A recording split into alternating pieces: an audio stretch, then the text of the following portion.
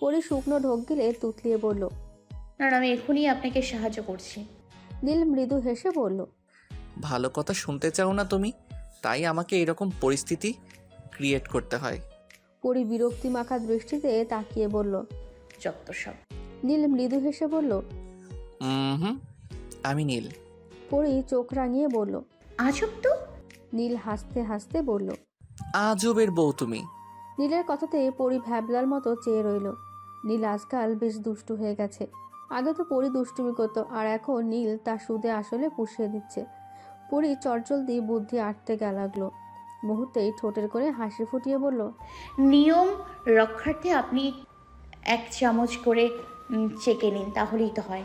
পরির কথাতে নীল স্বস্তি পেল। নীল দীর্ঘশ্বাস টেনে বলল, উফ, বাঁচালে। এই 38 ভোজনের চক্করে সাধারণ বুদ্ধিও হারিয়ে ফেলেছিলাম। এর জন্য কালকে ট্রিট দিব তোমায়, ওকে? পরি চকচকে চোখ নিয়ে বলল, সত্যি?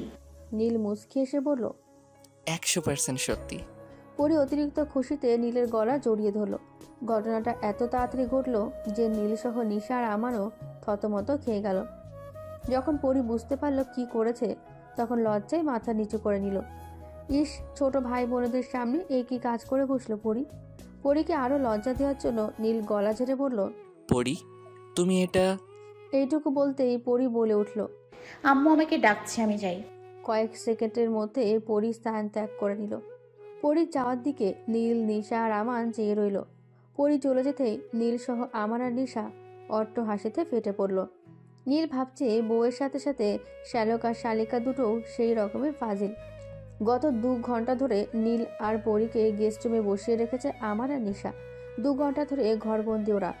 নীল পকেট থেকে ফোন বের করে দেখে নিল 11টা বাজে। নিশা আর আমানের ওপর পরিবেশ বিরক্ত হচ্ছে। একে তো এই রুমটাতে ব্যালকনিও নেই, জানলাটাও খোলা মুশকিল, কারণ অপর পাশে বিল্ডিংয়ের জানলাটা একদম বরাবর। জানলা খুলে বাইরে তাকানোর কোনো স্কোপ নেই। পরি ফোন বের করে ফেসবুক লগ ইন করে নিল। গত 10 দিনে ফেসবুক নামক আইডি তো দূরে থাক, হোয়াটসঅ্যাপ, ইমো, টুইটার, ইনস্টাগ্রাম কোনো কিছুই ইউজ করেনি। ফেসবুক ওপেন করতেই কয়েকশো মেসেজ ভেসে উঠল।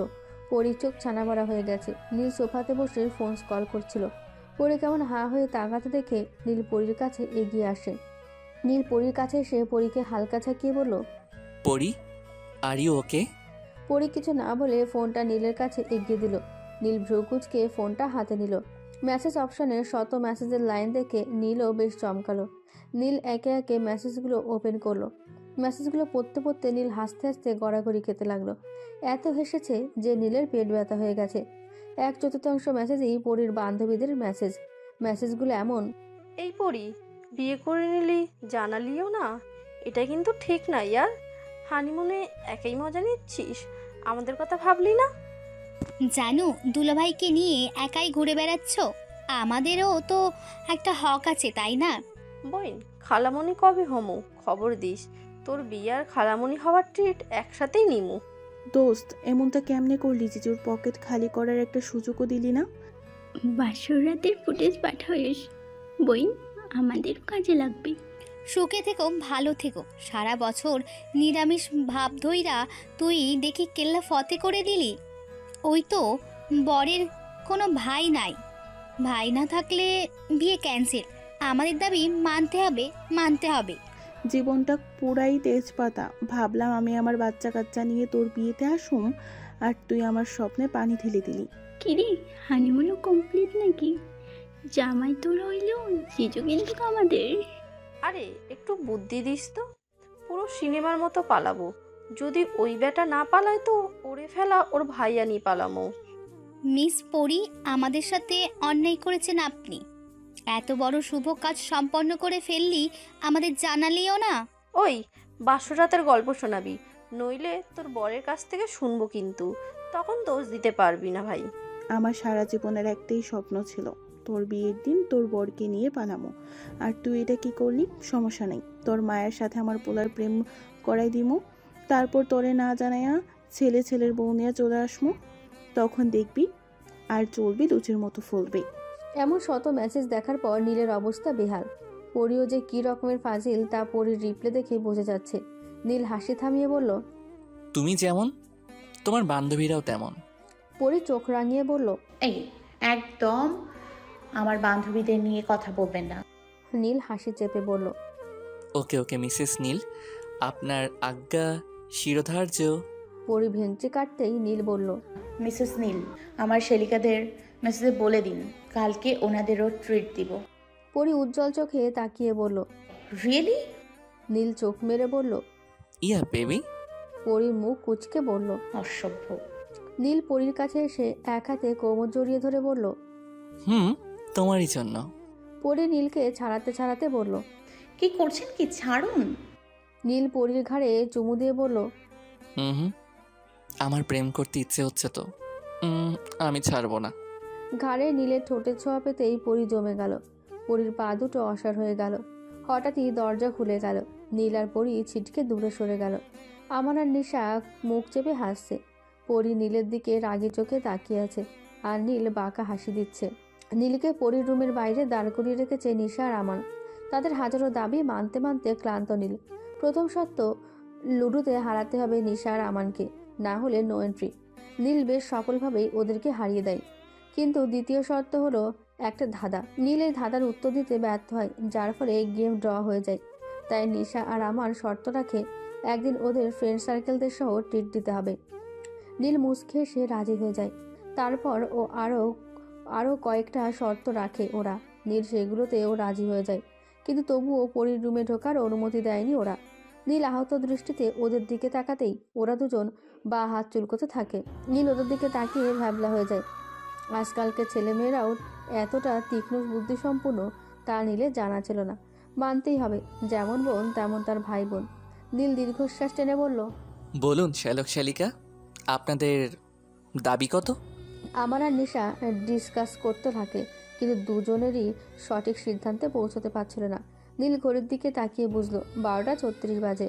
এরা আজ রাত 2 বাজলেও যেতে দিবে না কিনা সন্দেহ। নীল হতাশ হয়ে ওদের দিকে তাকিয়ে রইল। আর ও 10 মিনিট ডিসকাস করার পর ওরা উত্তর জানাতে পারল না। নীল দীর্ঘশ্বাস ফেলে বলল, শ্যালক শ্যালিকা, আপনারা দুজন আজ সারা রাত ডিসকাস করে কাল জানাবেন প্লিজ। আর আমার পকেটে ক্যাশ 10,000 টাকাই পড়ে আছে। এর থেকে বেশি দিতে হলে কাবার থেকে বের করে দিতে হবে।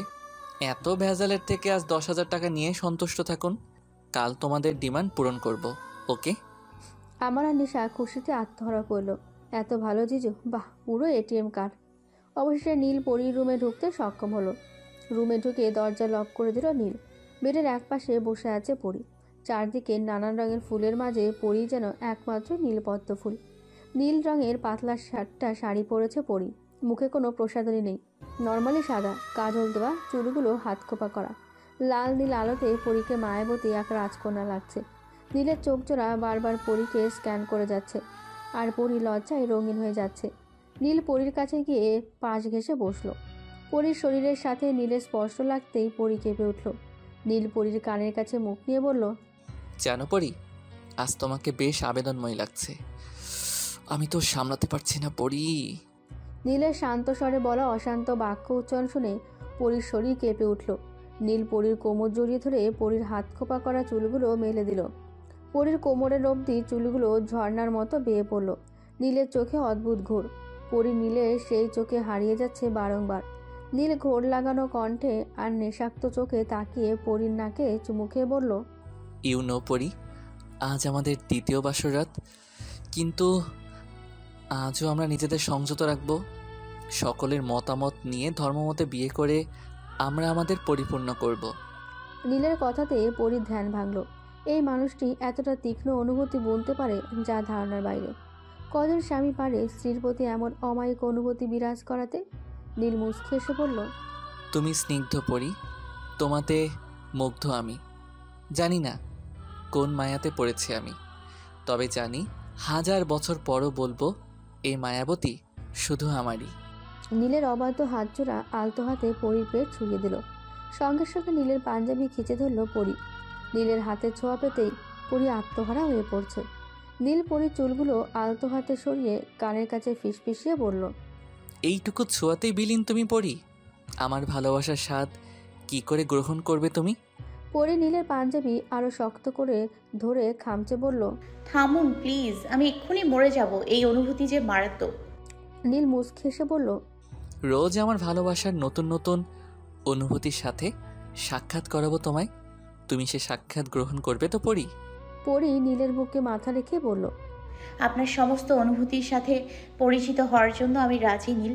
শুধু আমার হাতে হাত রেখে পথ চলিয়ে দেবে প্লিজ। নীল শান্ত কণ্ঠে বলল, আমার অস্তিত্ব তুমি পরি। আমরা একে অপরকে ছাড়া অসম্পূর্ণ। আমরা অনন্তকাল একসাথে পথ চলবো পরি।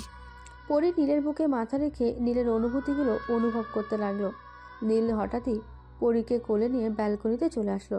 ব্যালকনির বিশাল দোলনাটাতে পরীকে বসিয়ে দিয়ে নীলও পাশে বসে পড়ল। নীল আলতো হাতে পরীর থুতনি উঁচু করতেই পরী চোখ বন্ধ করে নিল। পরী এতটা লজ্জাপতি তা নীল জানতো না। নীল মুচকি এসে পরীর ঠোঁটে ঠোঁট ছুঁয়ে দেয়। নীলের উষ্ণ ঠোঁটের সাথে পরীর উষ্ণ ঠোঁটের স্পর্শ হতেই দুজনেই কেঁপে ওঠে, একে অপরকে জড়িয়ে নেয়। এই ভালোবাসার অনুভূতি সত্যিই মারাত্মক। নীল পরীকে দু হাতে জড়িয়ে বুকে টেনে নেয়। নীল আর পরী শীতের রাতের কুয়াশা বিলাস করতে করতে ঘুমের রাজ্যে হারিয়ে যায়। পাখির কিচিরমিচির আর তীক্ষ্ণ সূর্যের কিরণে চোখ মেলে তাকায় নীল। পরীর নীলের বুকে গুটিসুটি মেরে শুয়ে আছে, ঠিক যেন পাখির ছোট্ট বাচ্চার শুয়ে আছে। নীল পরীর মাথায় চুমু দিয়ে হাত বুলাতে থাকলো। কিছুক্ষণের মাঝে নীলের ফোন বেজে উঠল, যার ফলে পরীও জেগে উঠল। নীল ফোন রিসিভ করে কথা বলতে লাগলো। পরী আড়মোড়া ভেঙে বনানীর ব্যস্ত রাস্তার দিকে তাকিয়ে আছে। এই বহুল পরিচিত রাস্তাটা আজ একটু বেশি মুগ্ধ করছে পরীকে। হয়তো প্রিয় মানুষটি পাশে আছে বলে। ব্যালকনির কোণাতে রাখা বনি প্রিন্টের আধফোটা কলির দিকে চোখ পড়তেই পরীর মনে আনন্দের জোয়ার বয়ে যায়। 3 বছর ধরে এত যত্ন করার বড় এই গাছ ফুল দেয়নি, আর আজ সেই গাছ ব্যালকনিটাকে পূর্ণ করে দিল। তবে কি নীলের সাথে সংযোগ মিলন ছিল এই ফুলের? পরী মুগ্ধ হয়ে আধফোটা কলিটিকে দেখে যাচ্ছে, ঠিক যেন বসন্তের ফুটন্ত রঙিন ছবি। হঠাৎই নীল পরীর কোমর জড়িয়ে ধরে পরীর ঘাড়ে থুতনি ঠেকিয়ে বলে, কি দেখছো? পরী নীলের 2 হাত আঁকড়ে ধরে বলল, দেখুন না কি সুন্দর আজ কলি ফুটেছে। এতদিন যত্ন করার পরেও এই গাছ ফুল দেয়নি, আর আজ পরিপূর্ণ করে দিল। নীল মুচকে এসে পরীকে আরেকটু শক্ত করে জড়িয়ে বলল, এর বিশেষত্ব কি তা জানো? পরী মাথা ঝাঁকিয়ে বলল, না। নীল পরীর মাথাতে চুমু দিয়ে বলল, আমি বলছি। তারপর পরীকে নিয়ে দোলনাতে বসে পরীর আঙুলের মাঝে আঙুল দিয়ে নীল বলল, এর বিশেষত্ব হলো আমাদের সার্থকতা। আমরা দুজন দুজনার হয়েও দূরে ছিলাম, কেউ নিজেদের অনুভূতি জানান দেয়নি, আর তাই এই ফুল গাছটাও অভিমান করেছিল আমাদের উপর। কিন্তু আমাদের মাঝে এখন আর কোনো বাধা নেই, তাই বনি প্রিন্সও জানান দিচ্ছে যে তোরা দুজন মুগ্ধ যুগলবন্দি। তোদের কাছে আমার অভিমানও হার মেনে নিয়েছে। নীলের কথা শুনে পরী খিলখিল করে হাসতে থাকে, আর নীল বরাবরের মতন প্রেয়সীর ভুবন বুলানো হাসিতে মুগ্ধ হয়ে তাকিয়ে থাকে। শীতের কুয়াশাকে ছাড়িয়ে কিছুটা রোদ্দুর প্রকৃতিকে আলোকিত করে যাচ্ছে। ছাদে দাঁড়িয়ে কোমল রোদ্দুর অনুভব করছে পরী। মনে তৃপ্তি, মুখে হাসি, আর সাথে স্নিগ্ধ পরিবেশ। সব কেমন যেন স্বপ্নের মতো। নীলকে ভালোবাসি কথাটা আজও বলা হয়নি। এই একটি কথার মাঝেই কি কখনো ভালোবাসার বহিঃপ্রকাশ ঘটে? হয়তো না। অনেক সময় চোখের কৌতূহল দেখেও মেপে নেওয়া চাই সে তাকে ভালোবাসে। তবুও এই ভালোবাসি কথাটা অতি মূল্যবান, যা শোনার জন্য কত প্রেমিক প্রেমিকারা মাসের পর মাস, বছরের পর বছর অপেক্ষা করে থাকে। কেউ এই সার্থকতা পায় তো কেউ পায় না, তবুও অপেক্ষা করে থাকে। পরী মনে মনে স্থির করে নিল নীলকে ভালোবাসি কথাটা খুব তাড়াতাড়ি বলে দেবে। কোনো রকম খামতি রাখবে না ওদের সম্পর্কে। পরী কিছুক্ষণ আকাশের দিকে চেয়ে থেকে ছাদ থেকে নিচে নেমে আসলো। আমার আর নিশা জামা কাপড় সিলেক্ট করতে ব্যস্ত। আপু আর দুলাভাইয়ের সাথে ঘুরতে যাবে ফিলিংসই ভিন্ন।